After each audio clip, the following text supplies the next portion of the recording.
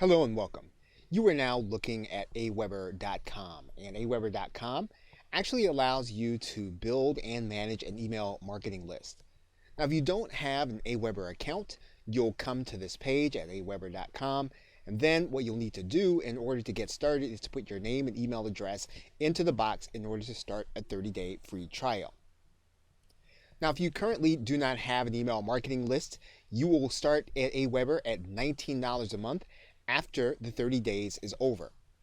However, if you're going to be moving your list into Aweber, then you are going to be priced according to the tier that you're going to be on, any place from $19 a month up to $149 a month. And then once your list size is beyond 25,000, then Aweber will determine that on an as needed basis. When you get started with Aweber, you are going to have to put in a credit card in order to get started because they're going to want to be able to bill you at the end of the period. And of course, you'll need to decide whether or not you're going to be billed monthly, quarterly, or annually. There are some price breaks if you do so quarterly and annually.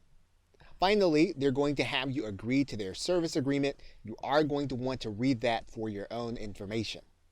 So now once you've read through the service agreement, you can then sign up for Aweber.